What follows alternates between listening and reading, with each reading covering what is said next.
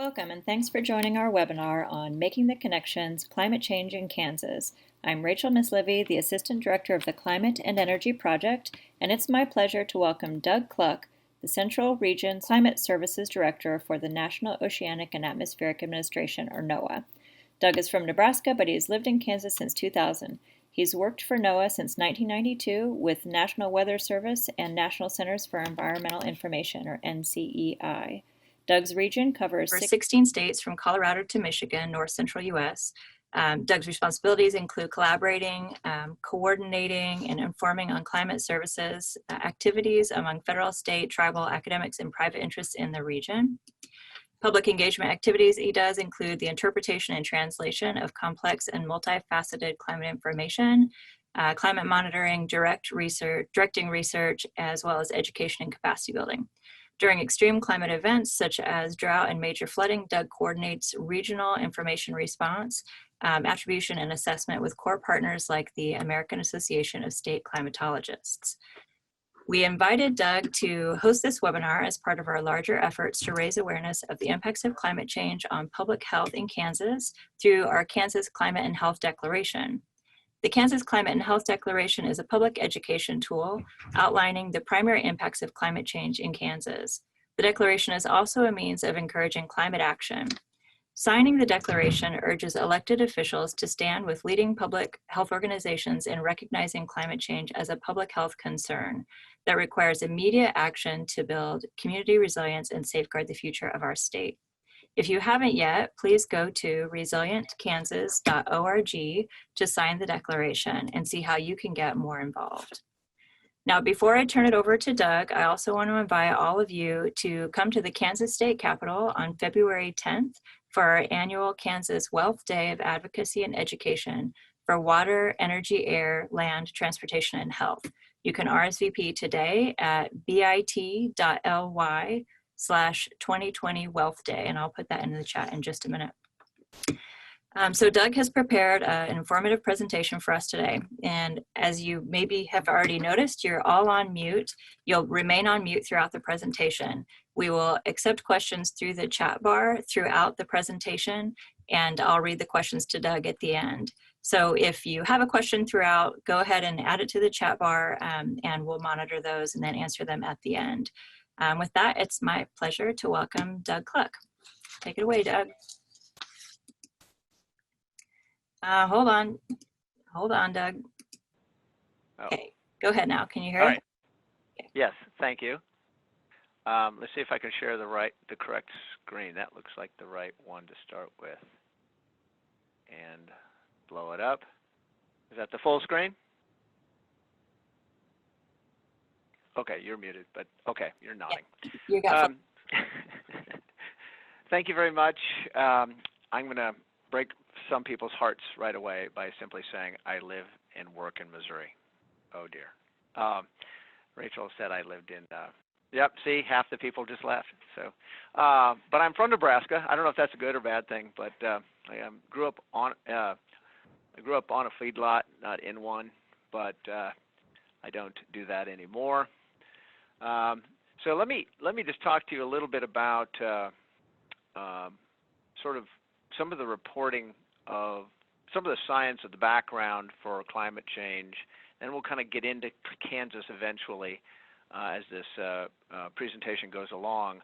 Right off the bat here, you can see a picture that Mary Knapp, your Assistant State Climatologist, has this picture. I don't know where she got it, but that's where it's labeled. Apparently that big flood in Manhattan, an aerial view of that. In the background picture, I don't know, this is on the front of one of the National Climate Assessments, the second volume of those. Actually, the fourth version and second volume. And that's in Montana a few years ago when they had such bad fires up there. There's a view of that. So let me go through this. Okay, good, that worked. I'm going to talk a little bit about the National Climate Assessment findings. The findings within it pertain to Kansas and the Southern Plains. You'll see why the Southern Plains are sort of locked or lumped together with Kansas in just a moment. A little bit of local and regional trends, that kind of thing, and then a few tools and information that may be of use to you in the future. First, just very quickly, and I have a lot of slides, so I'm going to kind of go fast, but I'm sure if there's a way I can make these available. Well, Rachel has them, so she can make them available to you if you want to go back and look at anything. The National Climate Assessment is something that is supposed to be done about every 4 years by congressional edict. It's a sort of a bipartisan agreement. There are 13 federal agencies that are part of that, plus private industry and NGOs and all that kind of thing that go into writing these things. So in many ways, it's what people like me use extensively. Oh, excuse me. Oh, okay, somebody joined. Anyway, the National Climate Assessment is broken out into these regions that you can see right here, and that's why Kansas is lumped with the Southern Plains, for better or for worse, but that's kind of the area that we'll be referring to a little later. This is the table of contents of that Volume 2 of the National Climate Assessment. I sort of darkened some of the ones that I thought you all might be more interested in. Those are all chapters one can find. The other thing I want to say about this report is it's fantastic from a point of view of you can go in there and actually get a PowerPoint presentation on every one of these chapters. It's already done for you. It talks about the key points. You'll be able to, I'm going to show you some from the Southern Great Plains. Anyway, you can go to any of these chapters and find information on that particular issue, as well as a PowerPoint and other downloadable graphics and things like that. So anyway, the process has been pretty open and relatively non-technical. It's not perfect, but it's getting there, I guess you could say. This is just a picture of the two reports that came out, Volume 1 and 2. Volume 1 really gets into the science behind climate change, and Volume 2 really, as you saw, gets into the particulars, the sectors and such, and regions, regional. And it's always focused on the U.S. in this case, U.S. Global Change Program. More or less, these are some of the overall findings. Earth climate is now changing faster than any point in modern civilization. These changes are primarily the result of human activities. The impact of climate change are already being felt across the country, obviously. Americans are responding. However, neither global efforts to mitigate the cause of climate change nor regional efforts or local efforts have done enough to avoid substantial damages, as we probably already know. So, getting into the science a little bit here, we're looking at two graphics on global temperature, the one on the left, and both, by the way, these both include land and ocean temperature anomalies. The graphic on the left, the bars there going up and down, blue is cooler than normal, red is warmer than normal, and then across the bottom is a time graph chronology up through probably about 2016. Anyway, it's what you might expect globally in terms of warming. More warming than cooling, certainly. Yes, it doesn't always warm at the same rate, but it certainly is getting warmer. And the graphic on the right is surface temperature change over the last 30 or 40 years compared to the first 60 years of this century. So wherever you see a darker red or orange color, it has warmed more, considerably more, than where you see the lighter colors, okay, or blue. And in fact, there's very little blue, a little bit up there in the North Atlantic. This is the last year that we've all lived through, January through December of 2019, combined. And it's trying to show you, or it does show you, where in the world it was warmer than normal, near average, and cooler than normal. Guess where we live? We live in one of those lucky, cooler than normal spots. Now, you can say that's lucky or not lucky, but in our case, it brought a lot of rain and other issues. But the northern plains into southern Canada, Midwest, you can see there's a shade of blue there. But look at the rest of the world. And to be honest with you, if you go back 10, 20 years, this map, by and large, shows a lot more of those pinks and red colors than you see the blue colors, meaning the Earth has tended to be warmer for that period of time than cooler than average. So doesn't mean we can't have outbreaks of cold air here and there, but certainly there's going to be less of them and more of these record warm temperatures. In fact, looking at the 10 warmest years globally from 1880 through last year, here's the ranks. The ranks of the years, top 10 of the warmest 10 years. And you can look down the list, you see 2016, 19, 15, 17, 18, 14, 10. Top 7 since including 2010, we've had a lot of some of the warmest 10 years in the last 10 years. All right, 1998 makes number 10, and 2005 sneaks in there as well. So,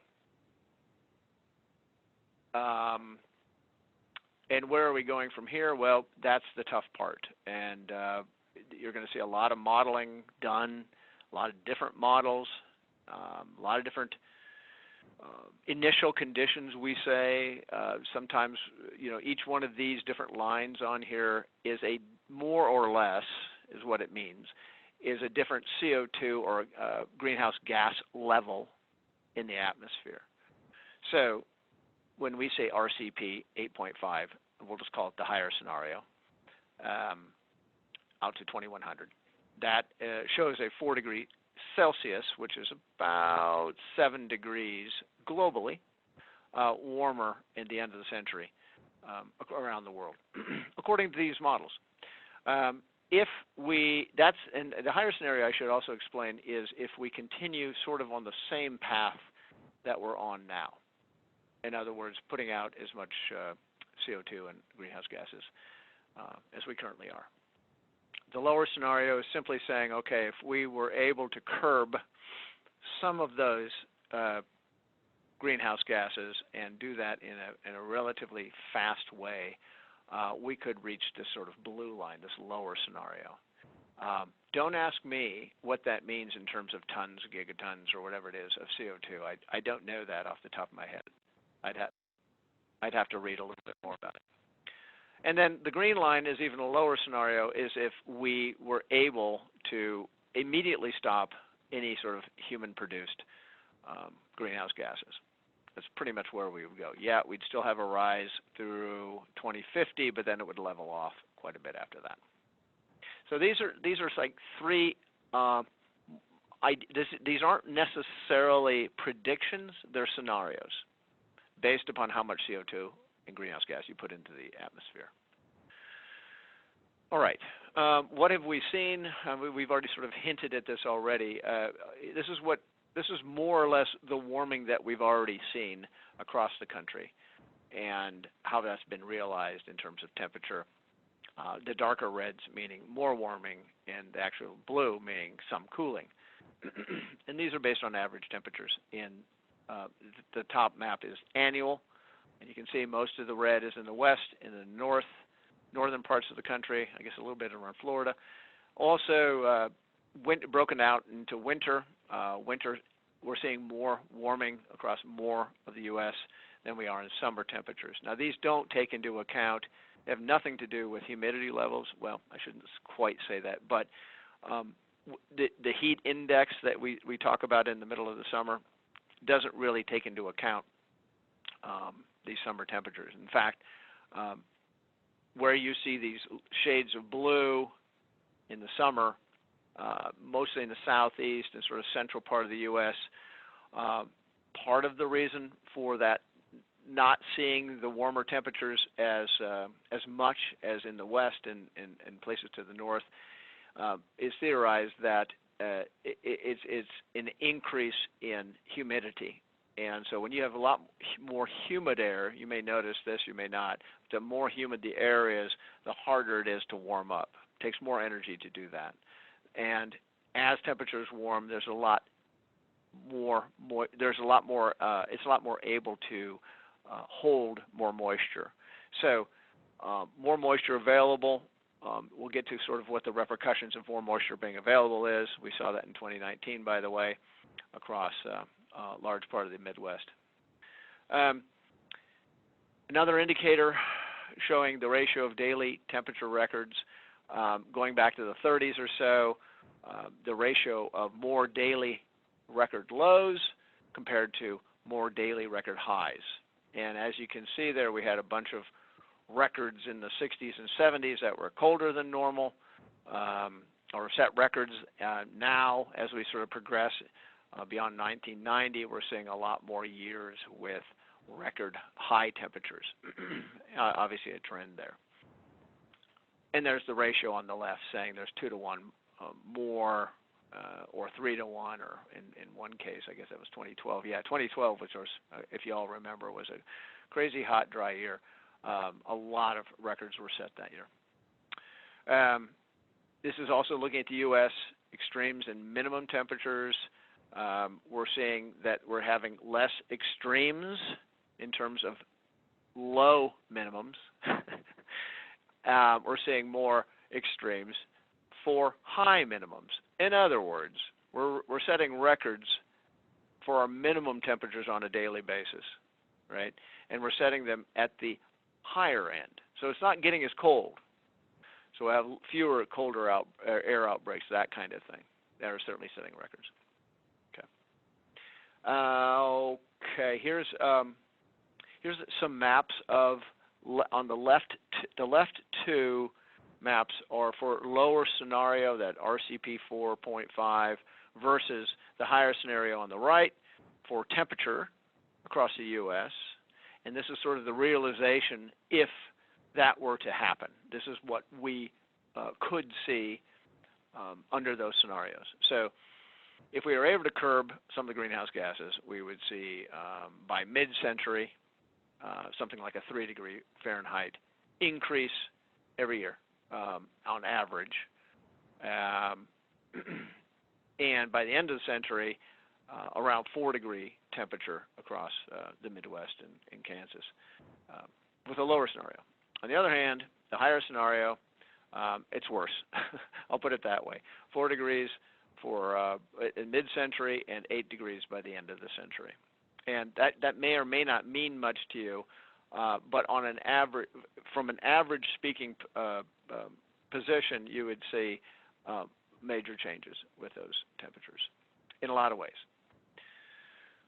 Here are some of the repercussions of that. So number of days above 90 degrees, 20 to 40 more days a year, and less days below 32. Okay? That's what those two maps are showing. Also, for the Southern Plains specifically, an increase in temperatures above 100. No one likes those. I don't think anybody likes those. I've never met anybody who liked 100-degree plus temperatures. But anyway, quite an increase in the number of days. And you can look at Kansas under the low scenario on the left. This is toward the end of the century. Low scenario in terms of less CO2, more CO2 on the right. Worst case scenario in some ways. Showing quite a few more days over 100 degrees on average. Right? So let's look at precipitation generally across the U.S. As it has been realized recently compared to the earlier part of this century. Wherever you see green, it means it's been wetter over the last 30 or 40 years. Okay, so central part of the U.S., eastern, northeastern part of the U.S., much, much wetter. All right. Here are the projections. Again, following this, this is only looking at the higher scenario and for greenhouse gases. A couple things to notice out of this is where there's good agreement in the models, all the models that they're looking at, good agreement. You see a red stippled kind of area. So also the other thing to notice on these maps is the colors, of course. Where you see green, that means wetter, and where you see browns and yellows or light tans, those are drier. Now, there's good agreement in the winter that the northern plains, northeast, are going to be wetter in the models. In the spring, sort of the same area, wetter than certainly than we are now. reasonably. Summer, you can see there's hatched lines. I guess I haven't talked about those. Hatched lines pretty much means there's a lot of disagreement between the models, even though they're showing whatever colors underneath it that they are. So there's a lot of unknowns. Precipitation is much harder for us to get a handle on that far out into the future than temperatures are, and it's just it's just a harder puzzle to solve. Yeah, let's go on. Some of the realizations of what we've seen. If you look at the map on the bottom, before we get to the top two maps, the map on the bottom shows the percent rise since about 1950, well, from 1958 to 2016, in the number of very heavy rainfall events. So if you go to the Northeast, they're seeing a lot more, 55% more. Okay, as you get sort of out towards us, the Midwest, and then even further south and west, we're still seeing heavier rainfall events, just not as dramatically as you are to the north and east. And how that may change based upon, in this case, the lower scenario on the left and higher scenario on the right, is an increase in that. Being more heavy precipitation events. When it rains, it's really going to pour, right? That's what it's saying. And again, this is what the scenarios are saying. Northeast and northwest U.S. look like they're going to take the brunt of that, at least in this instance. All right, I'm going to change course a little bit here, but first a joke, kind of. I'll let you read that yourselves. Some say it's irrevocable, others say it's irreversible. Given the absence of consensus, we'll do nothing drastic. All right, on we go. So now I'm going to go through the key messages. I'm going to do these pretty quick. You can always go back and look these up yourselves. You just got to go to the Southern Great Plains chapter.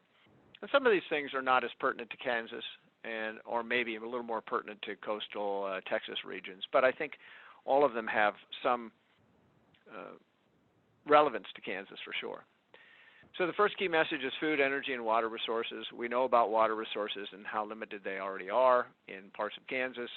And it simply says the quality of life. Again, I won't read through it all of it, but it's going to take a lot of adaptation and improved climate services and early warning decision support to effectively manage all of these issues across this region. Infrastructure is also under the gun, if you will. This talks about the Texas Gulf Coast, but I would also say levees and levees, dams, those kinds of things, culverts, all sorts of infrastructure that we sort of rely upon for transportation, among other things, maybe or already have seen some degradation in terms of during some of the extreme events that we've seen, certainly from a flooding point of view. Ecosystems and ecosystem services. There is a understanding that yes, ecosystems are already being impacted in a major way. One thing I guess I'll throw in now is that climate change is a part of that, but land use change is another one, as are several things. So it's kind of a long equation of impactful things that we do, either as humans and the climate, that do impact species. Climate change is one of those, right? Human health, we'll talk a little bit more about this as we go on, but there's many human health threats. I guess the key point here is that vulnerable populations will be those most affected, probably, at least initially, as temperatures rise, as we suffer from allergies, as I guess in different disease vectors. There's also animal health that probably ought to be in here as well, and that could be livestock as well. All of these things will be impacted as temperatures rise. So there's just a graphic from great graphic from Climate Central, who puts out a lot of good stuff simply showing in the Kansas City area the increase in longer growing season means a longer allergy season, which allergy sufferers don't like to see, i.e. less or more frost-free days every year. And then the final key message from this chapter dealt with indigenous peoples. Whether you knew it or not, Kansas actually has 4 nations, tribal nations, in the northeast corner. But of course, Oklahoma is full of different climate or Native American communities and nations down there as well. And so this is showing the understanding that some of those peoples are under more stress and have been under more stress than others due to capacity and simply how the amount of wealth that they have and can deal with and adapt to climate change. Something to point out also is the cascade effect of climate change, and I think we can all think of different ways this happens, but some of them, extreme events, often have long-lasting and profound effects beyond whatever the original disaster was. Katrina was a very obvious example of how humans were displaced and are today. In 2011 and 2012, the extreme drought in the southern plains caused a lot of cattle to be shifted out of that area because there was no food and no water, and they moved to other places. There are ecosystem changes that take years, if not centuries, to replace the way things were after a severe drought, for example. And of course, the potential for abandoning certain crops and practices due to the loss of water or access to water often is the case. Something I referred to a little bit earlier was increased humidity. This will have an effect, or has had an effect already, on the amount of rainfall and precipitation basically falling over some parts of the country. Remember, we saw that map of how rainfall has increased already across the U.S., in most of the U.S., I should say. One of the reasons that that happens is that warmer air holds more water, as I said earlier, and you're able to wring out more water during when cold fronts or other systems, storm systems, move through. So we're seeing that increase in precipitation. So things, impacts like flash floods in urban sectors and rural, for that matter, cause a lot of disruptions and such. Again, back to cascading effects from heavy rainfall in urban systems in terms of pollution. Historical flood levels are being topped. I don't know if you've listened much about the Missouri River. We probably had enough issues within central Kansas, actually, central and eastern Kansas anyway, with the heavy rains that happened this year. Anyway. And then a little message about vulnerable populations in terms of children, communities of color, older adults, and low-income communities, and some of the things that they have already been impacted by in terms of climate change. I won't go into great depth about this. I'm not sure who the crowd is that's on the phone, but some of the things that we're worried about is we do talk about a longer growing season, but sometimes our growing season begins a little too early. Good example of this, again, was 2007. We had an amazingly warm March. Things started budding out and growing, and then we had below normal temperatures. In fact, record cold temperatures that killed and killed a lot of buds and things like that, and crops that had been planted and that type of thing. There is that worry too that we're going to have plants and animals, mostly plants, that are not adapted to that sort of fluctuation in temperature. All right, now more close to Kansas here. Actually, one of these pictures is, well, two of these pictures are actually from Kansas. One is the hailed corn crop on the lower right, and that picture on the top was a picture I took of the Missouri River this year. So Kansas is on the right, and Missouri is on the left. And then the other picture is the one upper left is also the Missouri River, and that's up between Iowa and Nebraska. Let's see, no, Missouri and Nebraska. And then the one down below is the Platte River that's bone dry. So just trying to show you lots of different things there. One thing we do in the National Centers for Environmental Information is keep track of billion-dollar weather and climate events each year. This happens to be the 2019 billion-dollar weather and climate map, if you will, for last year. And you can see, for example, the flooding that happened in several places, inland flooding that we had, as well as the hurricanes and severe weather. This takes into account all events, not just not just climate events, but also weather events as well. And here's a graphic of those since 1980. I know this is pretty busy, but what I'll show you is that, or what I'll point out to you is the trend line is up in terms of the number and costs of these, even though this has been cost leveled, by inflation has been leveled. We're seeing regularly in 2019 almost 400 cost in billions, $400 billion worth of damage from all of these different systems. And each year is a little bit different on what causes the damage, but you can see overall what it's doing. And all this is available, by the way. You can find these things online.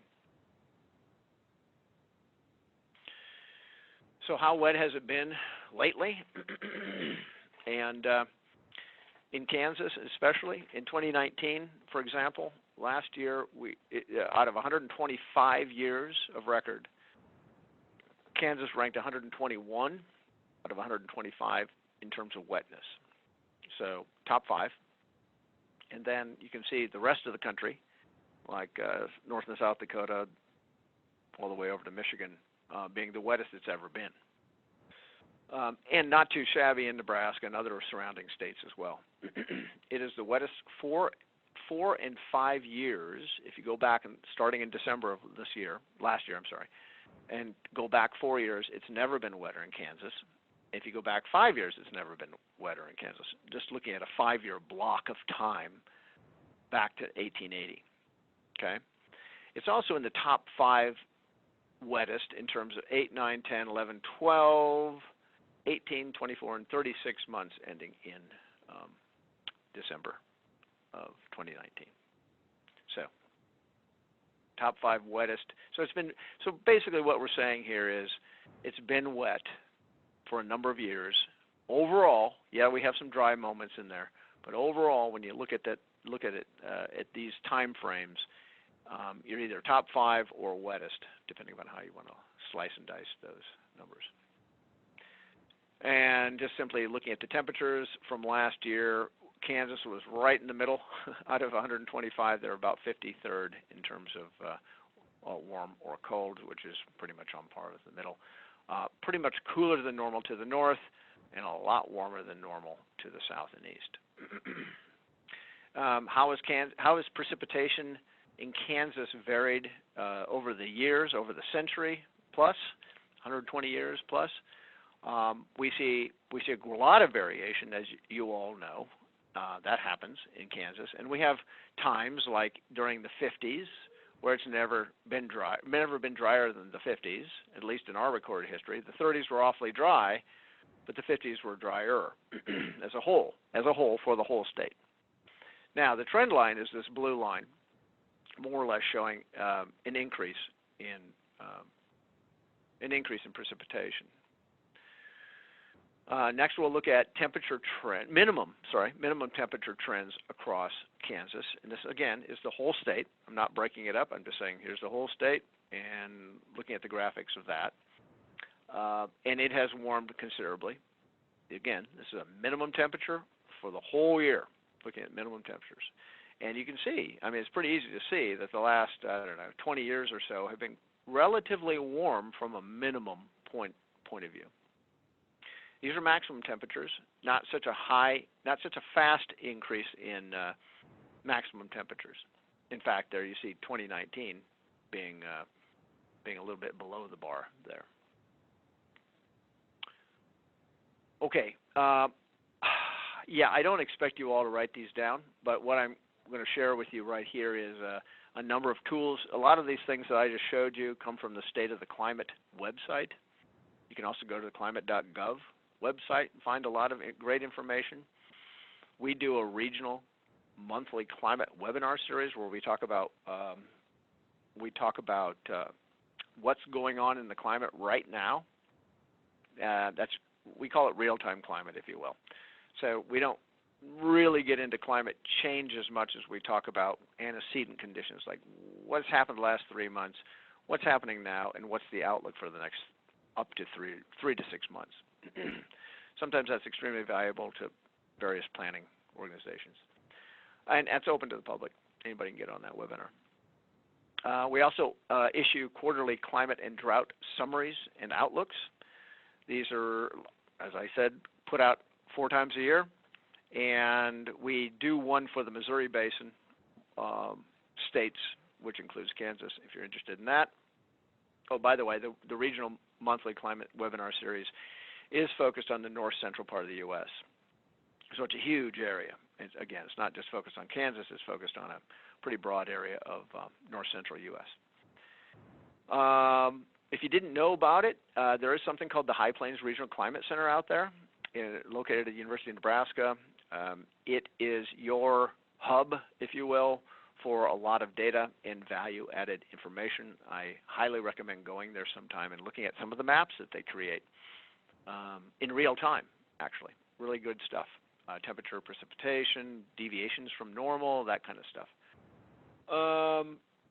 There were questions I got before this.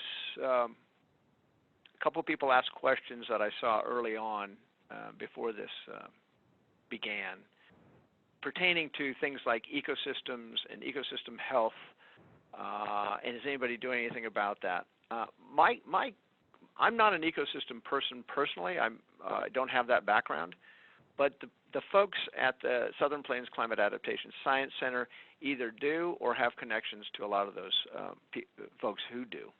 So they are a Department of Interior organization. I think in this case it's led by the USGS, but I'm not positive about that.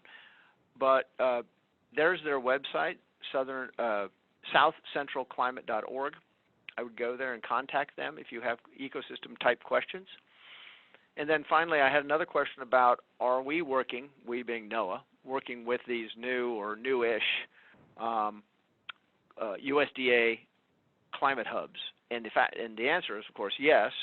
I work a lot with the North Central and Midwest versions. But for Kansas, the group that covers you is the Southern Plains Climate Hub, located in El Reno, Oklahoma. There's their website. You can contact them for more information. And then finally, I put something called the Climate Resilience Toolkit. If you have never heard of it, it's worth a look. It's a place to go to find out what other people across the country.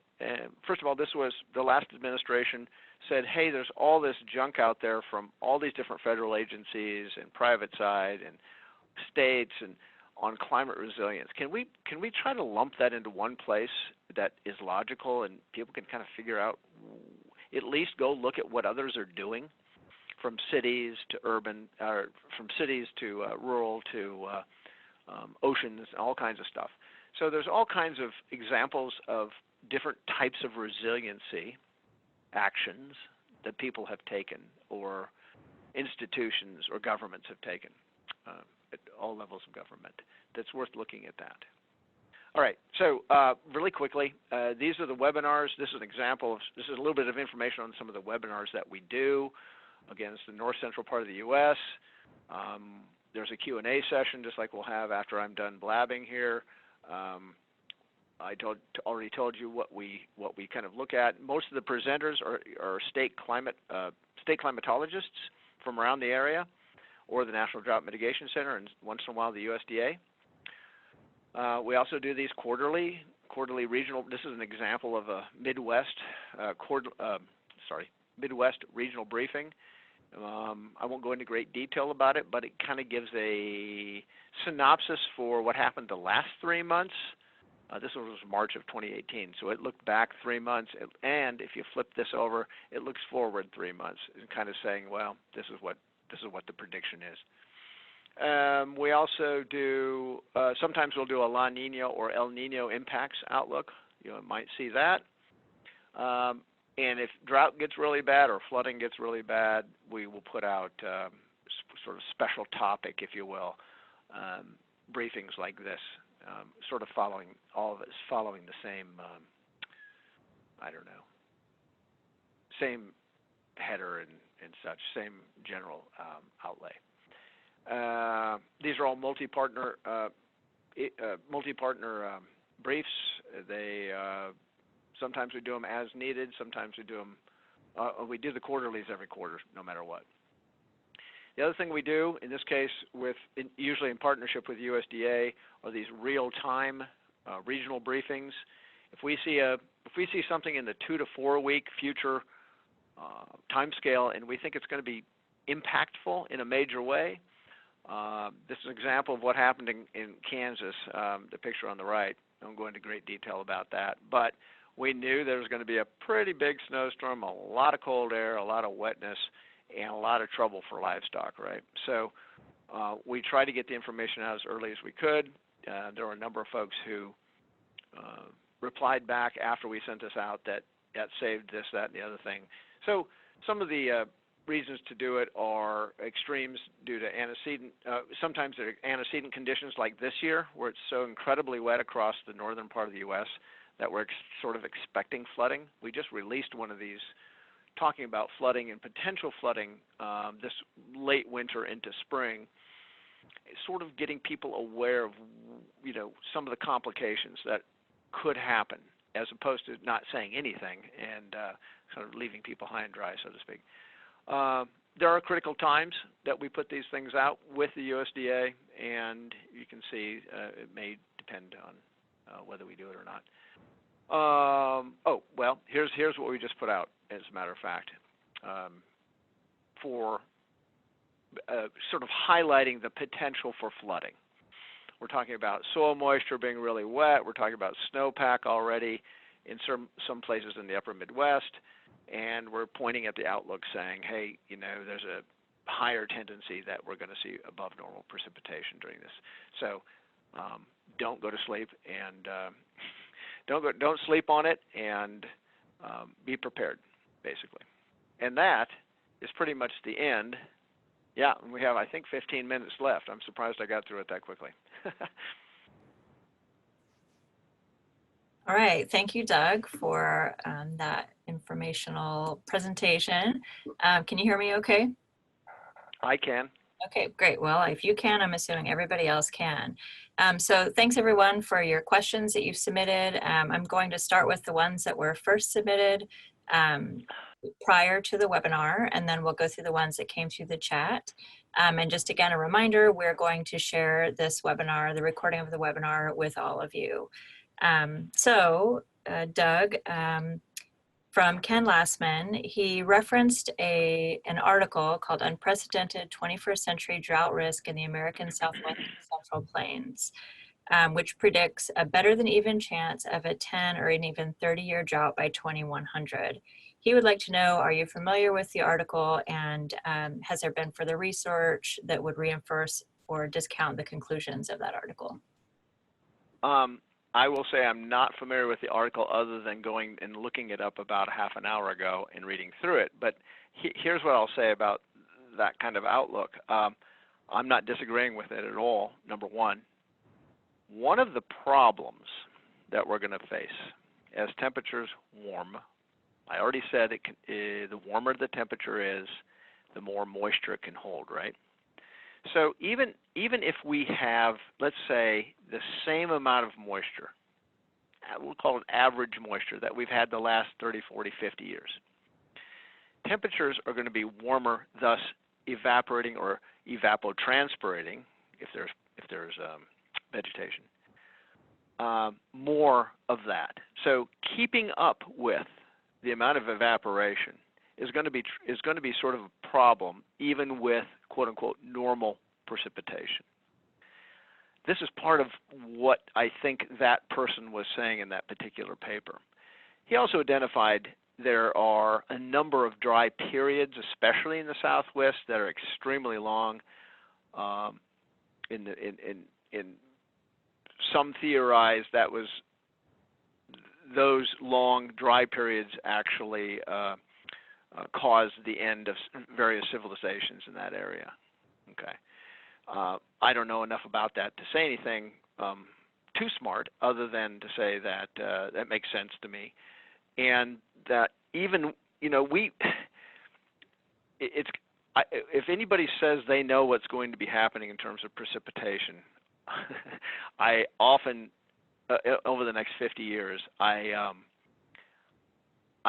not skeptical, but I don't, and I also don't take it with a grain of salt, but I put it into my library of possibilities. We're going to learn a lot more over the next 10, 20, 30 years from a science point of view on how right we are about some of these predictions that we've been making over the last, let's say, 10 or 15, 20 years. The word adaptation comes into mind, and we need to be able to adapt to any new findings or any new information that comes out. Doesn't mean we can't start planning for it. We should. Better to be ready for it and have it not happen than to not do nothing and then getting blindsided, I guess you could say. Okay, thanks, Doug. The next question comes from Al Frisbee. He said, as a city councilman in Merriam, Kansas, a few months ago, I raised the question of creating a resolution against our climate crisis and suggesting possible mitigation practices.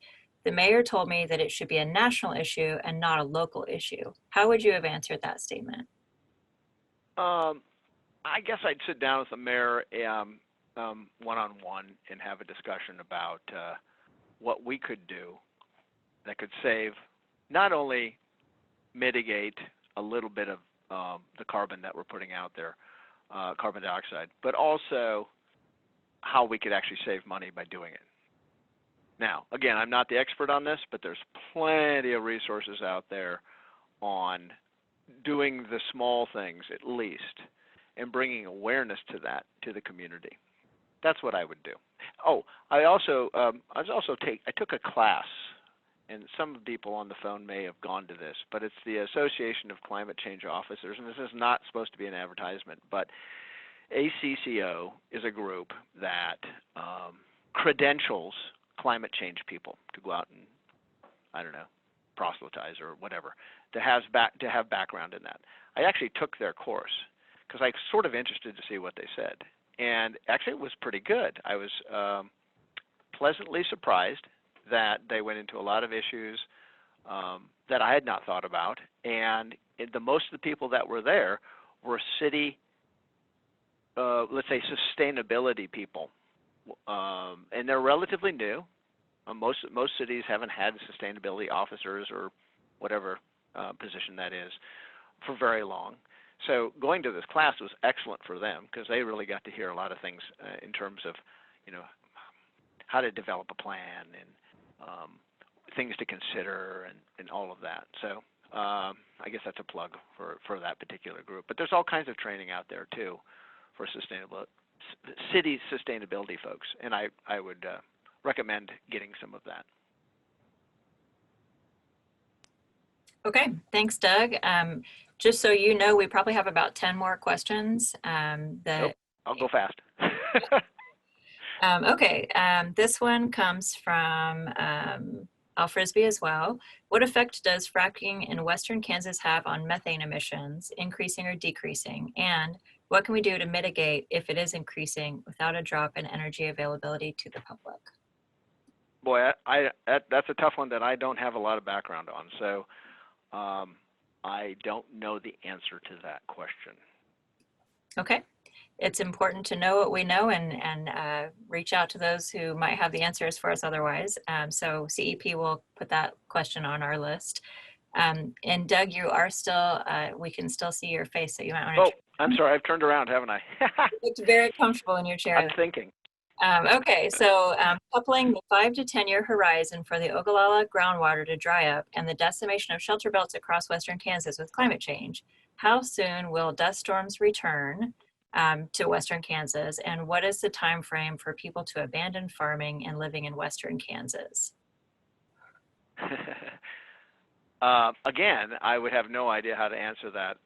It seems to me that the Kansas Geological Survey and maybe a few other folks might have a good grasp on how much time there is left before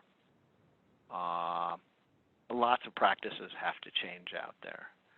I mean, I've heard of the Buffalo Commons, and I'm familiar with that generally, but in terms of time frames and how much longer we have and groundwater and such, I don't know the answer to that. Less than we used to.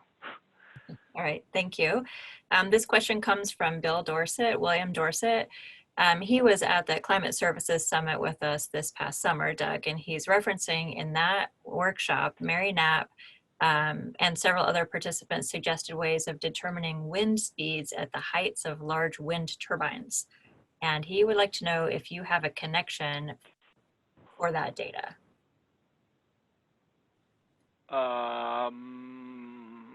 No, but that's something that certainly, if you want to write us, Mary and I, an email, we can look into it. That might be a place to start. We can most certainly do that. If you weren't following the chat, Gary Teskey asked, where can we access the National Climate Assessment? And I put a link in the chat for him that you all can access. Good. Again, also Doug has those links in his webinar slides that we will share with you later. This is from Sherry Wilson. Does an increase in humidity help explain more gray, cloudy days, or is it my imagination that we're having more of these? That's a good question. I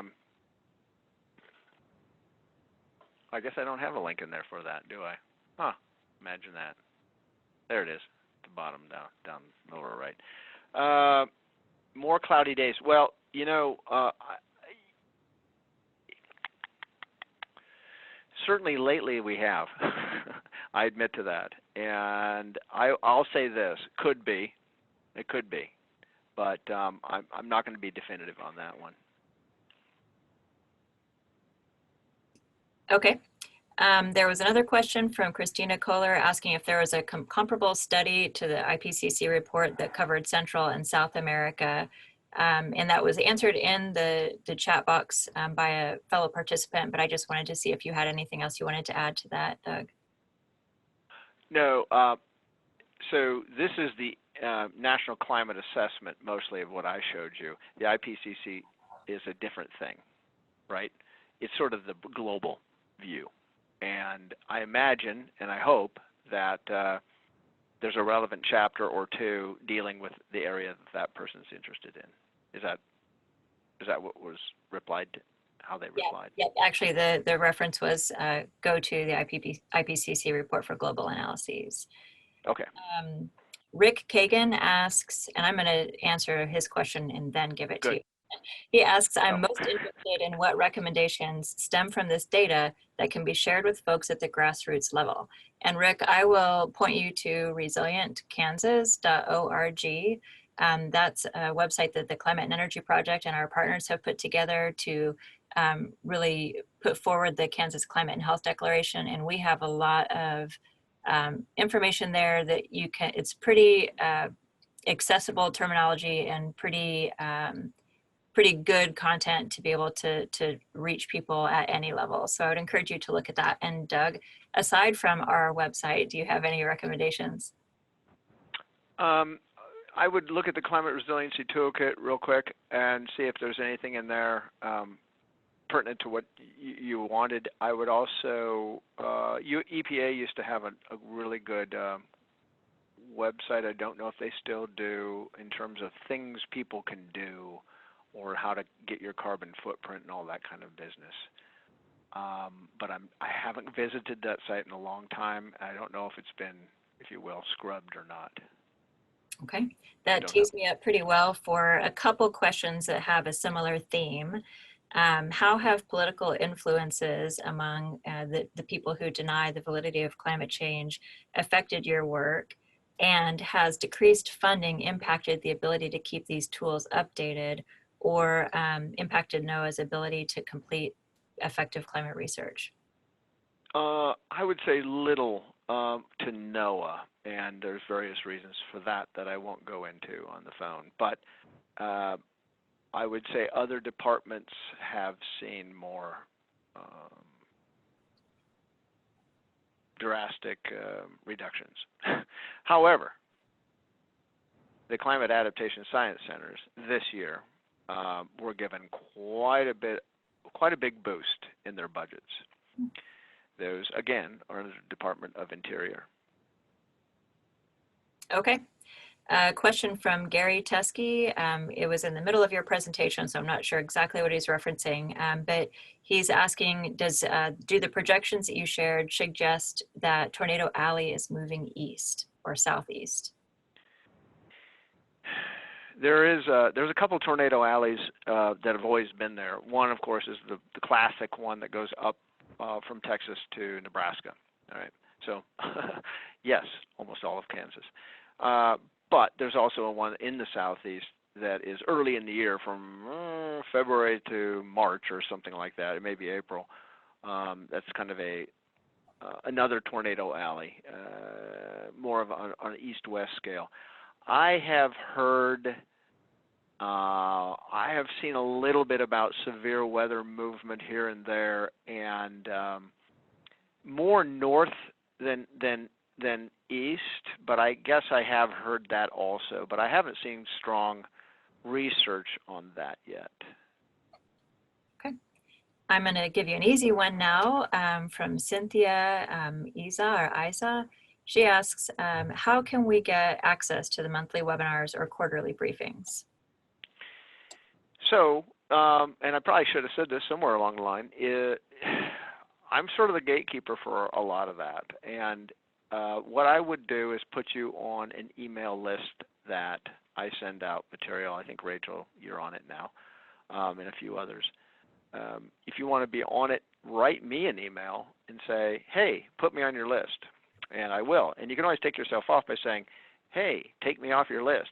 So either way, that way you can have access to everything that I send out. And plus, I mean, I actually send out the NOAA briefings on a monthly. NOAA does a monthly global summation of the last month in terms of how wet, warm, cold it was. You'll get to all those maps. And then they also do one just for the U.S. So there's two different versions, I guess. So that's some of the other stuff that I send out to everybody.